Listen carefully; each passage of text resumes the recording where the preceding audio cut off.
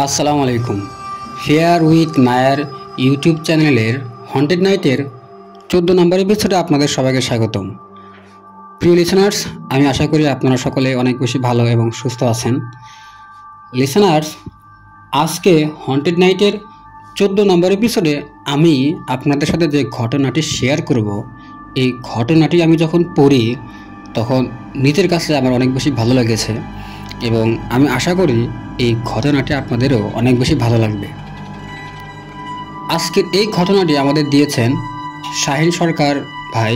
আর এই শাহিন সরকার ভাইয়ের বাড়ি হলো জামালপুর সদর উপজেলার 13 নং মেস্টা ইউনিয়নের গোপালপুর গ্রামে। ঘটনাটি তার নিজ গ্রামে ঘটে যাওয়া একটি ঘটনা। আর এই ঘটনাটি ঘটে 2012 কিংবা 2013 সালের দিকে। ওনার সঠিক সালটা মনে নাই, তবে 2012 কিংবা 2013 সালের দিকে এই ঘটনাটি ওনার নিজ গ্রামে ঘটে। লিসেনার্স, সেই সময়টাতে কিন্তু 2010, 11, 12 দিকে কিন্তু গ্রাম অঞ্চলে এখন যেমন প্রত্যেক ঘরে ঘরে টিভি আছে, তখন কিন্তু ওই সময়টাতে এত বেশি টিভি ছিল না। তো এই যে আমাদের যিনি ঘটনা পাঠিয়েছেন শাহিন সরকার ভাই, ওনাদের বাড়িতেও কিন্তু তখন টিভি ছিল না। তখন তাদের গ্রামে একটা মাত্র বাড়িতে টিভি ছিল, আর সেই বাড়িতে তারা তাদের যে বন্ধুবান্ধব ছিল এবং পাড়া প্রতিবেশী, তারা সবাই প্রতি রাত্রে টিভি দেখতে যেত। তো তারা যেখানে টিভি দেখতে যেত লিসেনার্স, ওই বাড়ির পাশে ছিল 3টা রাস্তা। আর এই রাস্তার পাশে যে রাস্তাগুলো ছিল, এগুলোর পাশে ছিল 2টা পুকুর। তারা যে বাসায় টিভি দেখতো, এই বাসার পাশে ছিল একটা পুকুর, আর ঠিক অপোজিটেই আরেকটা পুকুর ছিল। আর অপোজিটে যে পুকুরটা ছিল, ওইখানে ছিল বিশাল বড় একটা বট গাছ। তো যাই হোক, একদিন ওনারা প্রতিদিন যেভাবে টিভি দেখতে যায় সেভাবে টিভি দেখতে যায়। তো টিভি দেখতে দেখতে রাত প্রায় 11টা বাজে। তখন সেই বাসায় অনেকেই ঘুমিয়ে যায়। তো তারা যখন এই টিভি দেখা বন্ধ করে দিবে, তারা যখন বাসা থেকে চলে আসবে, ঠিক সেই সময় তারা এই যে বট গাছে ছিল লিসেনার্স, এই যে বট গাছ এবং তারা যে বাসায় টিভি দেখতো, এর মাঝে কিন্তু খুব একটা বেশি দূরত্ব ছিল না। তো যখন তারা টিভি দেখা বন্ধ করে দিবে, ঠিক তখনই তারা এই যে বট গাছের পাশ থেকে কিছু পড়ে যাওয়ার শব্দ শুনতে পায় অনেক জোরে। তো তখন তারা সবাই তাড়াহুড়ো করে সে বট গাছের কাছে যায়। তারা তখন গিয়ে দেখে সাইকেল সহ একটা মানুষ এই বট গাছের গোড়ায় পড়ে আছে এবং মনে হচ্ছে আর একটু হলে সে পুকুরের মাঝে পড়ে যেত। তো এটা দেখার পর তারা আসলে মনে করে যে এই মানুষটা হয়তো বা ইচ্ছাকৃতভাবে এখানে পড়ে গেছে। এরপর তারা সবাই, মানে যে শাহিন সরকার ভাই এবং তাদের যে বন্ধুবান্ধব যারা ছিল, তারা সবাই তাকে ওখান থেকে তুলে আনে এবং তুলে আনার পর তাকে জিজ্ঞাসা করে যে কি হয়েছে, আপনি এখানে আসলে পড়ে গেলেন কিভাবে। তখন সে লোকটা বলে যে সে দোকান বন্ধ করে বাজার থেকে তার বাড়ির দিকে যাচ্ছিল এবং এই যে বট গাছ, এই বট গাছের কাছে যখন সে আসে, তখন মনে হলো যে কেউ পিছন থেকে মনে হচ্ছে তার সাইকেলটা টেনে ধরে এবং টেনে ধরার পরে মনে হচ্ছে তাকে কোনোভাবেই আর সামনে আগাতে দেয় না। মনে হচ্ছে যে তাকে জোর করে এই যে পুকুর ছিল বট গাছের কাছে, এই পুকুরের দিকে নিয়ে যাওয়ার চেষ্টা করে। তো উনি যতই চেষ্টা করে সামনের দিকে এগিয়ে যাওয়ার, উনি মনে হচ্ছে কোনোভাবেই আর সামনের দিকে এগিয়ে যেতে পারতেছে না। এক পর্যায়ে যখন সামনের দিকে এগিয়ে যেতে পারে না, উনি তখন ওইখানে যখন সাইকেল নিয়ে দাঁড়িয়ে থাকে, মনে হচ্ছে জোরে একটা টান দিয়ে তাকে মনে হয় যে রাস্তা ছিল, রাস্তার পাশে কোনো কেউ ফেলে দিল। আর ওনার কাছে যে লাইটটা ছিল, সেই লাইটটাও তখন বন্ধ হয়ে যায়। আর অন্ধকার হওয়ার কারণে সে আসলে তখন ওইভাবে কোনো কিছু বুঝতে পারে না, আর এই কারণে সে ওইভাবে তখন ওখানে পড়েছিল।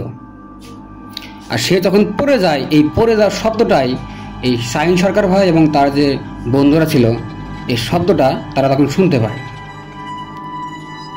লিসেনার্স, এই যে লোকটা যে পড়ে গেল, সে যেখানে পড়ে গিয়েছিল এই যে বট গাছের নিচে, বট গাছের নিচে কিন্তু অনেক সময় বিভিন্ন ধরনের ছোট ছোট গাছ হয়। আর পড়ে যাওয়ার আগের দিনই কিন্তু আমাদের এই শাহিন সরকার ভাই উনি জানিয়েছে এই যে ছোটো ছোটো গাছগুলো ছিল, এই গাছগুলো কিন্তু কেটে ফেলা হয়। আর এই কারণে এই গাছগুলো যে গোড়ালি ছিল, এই গোড়ালির কারণে উনি কিন্তু আঘাতপ্রাপ্ত হয়। এরপর ওনাকে এই শাহিন সরকার ভাই ওনাদের বাড়িতে নিয়ে যায়, বাড়িতে নিয়ে গিয়ে ওনাকে পানি দেয় এবং তাকে তার বাড়িতে পৌঁছে দেয়। তো উনি বলে যে যদি পরবর্তীতে উনি যখন তাদের থেকে এই যে পুকুর এবং এই যে পুকুরের যে ঘটনা, এই ঘটনাগুলো শুনে উনি বলে যে হয়তোবা আজকে যদি আপনারা না আসতেন তাহলে আমি আর এখান থেকে বেঁচে ফিরতে পারতাম না। তো তারপর এই শাহিন সরকার ভাই তাদের গ্রামে যে মুরব্বী ছিল, এই মুরব্বীদের কাছ থেকে এই পুকুর সম্পর্কে বিভিন্ন অদ্ভুত তথ্য জানতে পারে। সেগুলো হলো আজ থেকে নাকি প্রায় 6 বছর আগে এই পুকুরে ঠিক এভাবেই দুজন মানুষ মারা যায়, আর তাদের লাশগুলো নাকি এই পুকুরের পানিতে পড়েছিল একই জায়গায়, যে জায়গায় এই যে লোকটা যিনি সাইকেল নিয়ে পড়ে যায়। তো এই যে বট গাছ, এই যে বট গাছের নিচে নাকি অনেকেই অনেক সময় বিভিন্ন কিছু দেখতে পায়।